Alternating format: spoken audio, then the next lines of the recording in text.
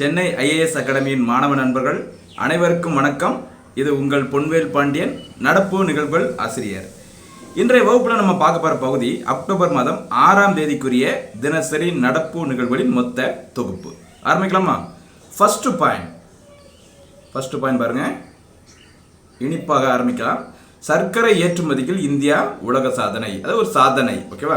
என்னன்னு பாருங்க, கடந்த 2020-21 சந்தை பருவம் அப்படிங்கிறது அக்டோபர் முதல் செப்டம்பர் வரை உள்ள காலம்தான் சந்தை பருவம். சரியா? 2020-21 சந்தை பருவத்தில் இந்தியாவிலிருந்து வெளிநாடுகளுக்கு 72.3 லட்சம் டன் சர்க்கரை ஏற்றுமதி செய்யப்பட்டுள்ளது. சரியா? இது இதற்கு எப்போதுமே இல்லாத அளவுக்கு ஒரு மிக அதிக அளவு அப்படிங்கிற மாதிரி சொல்லியிருக்கிறாங்க. எவ்வளவு? 72.3 லட்சம் டன் சர்க்கரை ஏற்றுமதி செய்யப்பட்டுள்ளது. எப்போ?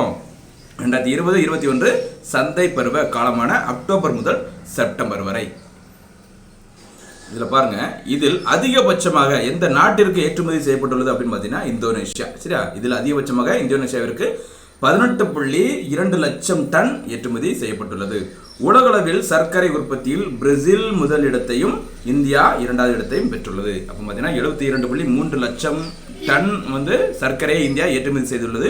இதில் அதிக அளவு இந்தோனேஷியா நாட்டிற்கு இந்தியா ஏற்றுமதி பண்ணியிருக்கிறாங்க. தற்போது உலக அளவில் பிரேசில் நாடு மற்றும் இந்தியா ஆகியவை சர்க்கரை உற்பத்தியில் முதல் 2 இடங்களை பெற்றுள்ளன. நெக்ஸ்ட் பாயிண்ட் பாருங்க, நோபல் பரிசு. நேற்று மருத்துவத்துறைக்கான நோபல் பரிசு பார்த்தோம். இப்போ பார்க்க போகிறது இயற்பியல் துறை. சரியா? நோபல் பரிசு இயற்பியல் 2021. 2021ஆம் ஆண்டிற்கான இயற்பியல் நோபல் பரிசு 3 நபர்களுக்கு வழங்கப்பட்டுள்ளது. யார் அப்படிங்கிறத பாருங்க. பருவநிலை மாற்றம் தொடர்பான கண்டுபிடிப்புகளை நிகழ்த்தியதற்காக ஜப்பானை சேர்ந்த சுயுகோரா மனாபே மற்றும் ஜெர்மனியின் கிளாஸ் அசல்மேன், இத்தாலியின் ஜார்ஜியா பாரிசி ஆகிய மூவருக்கும் 2021ஆம் ஆண்டிற்கான இயற்பியல் துறைக்கான நோபல் பரிசு அறிவிக்கப்பட்டுள்ளது. சரியா? 3 நபர்கள் யாரெல்லாம்? ஒன்று ஜப்பானை சேர்ந்த சுயுகுரோ மனாபே, இன்னொன்று ஜெர்மனி நாட்டை சேர்ந்த கிளாஸ் அசல்மேன், இத்தாலியின் ஜார்ஜியோ பாரிசி ஆகிய மூவருக்கும் 2021ஆம் ஆண்டிற்கான இயற்பியல் நோபல் பரிசு பகிர்ந்தளிக்கப்பட்டுள்ளது. ஓகேவா? இதற்காக பருவநிலை மாற்றம் தொடர்பான கண்டுபிடிப்புகளை நிகழ்த்தியதற்காக.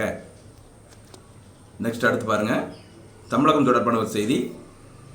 வள்ளலார் பிறந்த தினம் தனிப்பெரும் கருணை நாளாக அனுசரிக்கப்படும். தமிழக அரசு அறிவிச்சிருக்காங்க. சரியா? யாருடைய பிறந்த தினம்? வள்ளலார். அவருடைய பிறந்த தினம் தனிப்பெரும் கருணை நாளாக அனுசரிக்கப்படும். பாருங்க, திருவருள் பிரகாச வள்ளலார் என்று அழைக்கப்படும் ராமலிங்க அடிகளார் கடலூர் மாவட்டம் மருதூர் கிராமத்தில் அக்டோபர் 10, 1823 அன்று பிறந்தார். இப்போ அக்டோபர் 10, 1823 அன்று பிறந்தார். அவருடைய பேர் என்னது? திருவருள் பிரகாச வள்ளலார் என்று அழைக்கப்படும் ராமலிங்க அடிகளார். சரியா? நம்ம அதுதான் வள்ளலார் அப்படிங்கிற மாதிரி சொல்றோம். சரியா? இவர் பாருங்க, வடலூரில் வள்ளலாரின் 199வது அவதார தின விழா கொண்டாடப்பட்டது. இவரது பிறந்த தினம், அதாவது எப்போ? அக்டோபர் 5 தனிப்பெரும் கருணை தினமாக கடைபிடிக்கப்படும் என தமிழக முதல்வர் மு.க. ஸ்டாலின் தெரிவித்துள்ளார். சரியா? அப்ப இனிமே தமிழகத்தில் தனிப்பெரும் கருணை தினம் எப்போது அனுசரிக்கப்படும்? அக்டோபர் 5 அன்று. யாருடைய பிறந்த தினம்? வள்ளலார். வள்ளலார் பற்றி உங்களுக்கு சிறப்புகள் தெரிஞ்சிருக்கும்.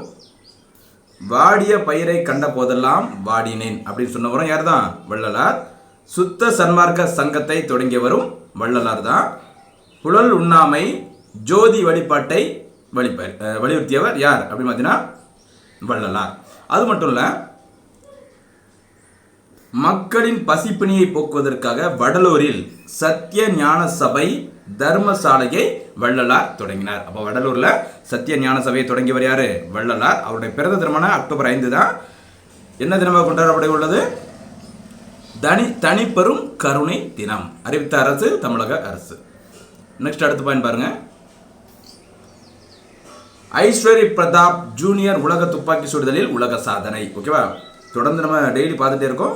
பெருநாட்டில் ISSF என்று அழைக்கப்படுகிற ஜூனியர் உலக துப்பாக்கி சூடு போட்டி நடைபெற்று வருகிறது. இதில் 50 மீட்டர் ரைஃபிள் 3 பொசிஷன் பிரிவில், சரியா, 50 மீட்டர் ரைஃபிள் 3 பொசிஷன் பிரிவில் இந்தியாவின் ஐஸ்வரி பிரதாப் சிங் தோமர் உலக சாதனையுடன் தங்கப்பதக்கத்தை வென்றுள்ளார்.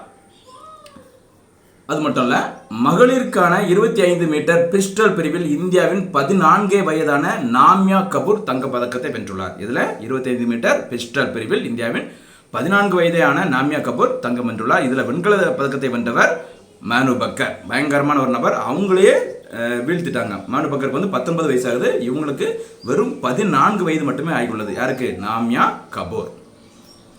இந்த போட்டிகளில் இதுவரைக்கும் பார்த்தீங்கன்னா இந்தியா 8 தங்க பதக்கங்களுடன் முதலிடத்தில் உள்ளது. அமெரிக்கா 2வது இடத்தில் உள்ளது. போட்டி முடிஞ்சதுக்கப்புறம் யார் ஃபர்ஸ்ட் செகண்டுங்கிறத முறைப்படி நான் சொல்கிறேன். ஓகேவா? அடுத்து பாருங்க, காமன்வெல்த் ஹாக்கி போட்டியில் இருந்து இந்திய அணி விலகல். ஓகேவா? நம்ம தொடர்ந்து பார்த்துட்டே வரோம். கடந்த வகுப்பிலே நம்ம பார்த்தோம். இங்கிலாந்தின் பிர்மிங்காம் நகரில் ஜூலை முதல் ஆகஸ்ட் 2021 வரை நடைபெறவுள்ள காமன்வெல்த் ஹாக்கி போட்டியில் இருந்து இந்திய அணிகள், அதாவது ஆண்கள் மற்றும் மகளிர் அணிகள் விலகுவதாக ஹாக்கி இந்தியா அமைப்பின் தலைவரான ஞானேந்திர நிங்கோம்பம் நிங்கோம்பம் அறிவித்துள்ளார். ஞானேந்திர நிங்கோம்பம் யாரு? ஹாக்கி இந்தியா அமைப்பின் தலைவர். அவர் வந்து இங்கிலாந்தில் நடைபெறவுள்ள அந்த காமன்வெல்த் நாடுகளுக்கு இடையிலான அந்த ஹாக்கி போட்டியிலிருந்து இந்திய ஆடவர் மற்றும் மகளிர் அணிகள் விலகுவதாக அறிவித்துள்ளார். அடுத்து பார்த்தீங்கன்னா இன்னொரு பாதுகாப்பு தொடர்பான ஜிமேக்ஸ் அப்படிங்கிற மாதிரி சொல்லுவாங்க. பாருங்க, இந்தியா ஜப்பான் இடையே ஐந்தாவது ஜிமேக்ஸ் கடற்படை கூட்டுப்பயிற்சி. பாருங்க, இந்தியா ஜப்பான் கடற்படைகளின் கூட்டுப்பயிற்சி ஜிமேக்ஸ் என்ற பெயரில் அக்டோபர் 6 அன்று முதல் அரபிக்கடலில் நடைபெற்றது. சரியா? அது இன்றைய தினம் ஆரம்பிக்கப்பட்டது அப்படிங்கிற மாதிரி சொல்லியிருக்கேன். ஓகேவா?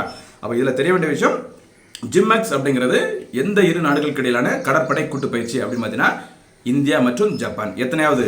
5வது. அடுத்து பார்த்தீங்கன்னா ஒரு திட்டம், ஸ்வமித்வா திட்டம் அப்படின்னா என்ன அப்படின்னு பார்த்தீங்கன்னா, ஸ்வமித்வா திட்டம் அப்படிங்கிறது, ஸ்வமித்வா என்பது மத்திய பஞ்சாயத்து ராஜ் அமைச்சகத்தின் ஒரு திட்டமாகும். யாருடைய? எந்த அமைச்சகம்? மத்திய பஞ்சாயத்து ராஜ் அப்படின்னா கிராமப்புறம் சம்பந்தப்பட்ட ஒரு திட்டமாக தான் இருக்கும்.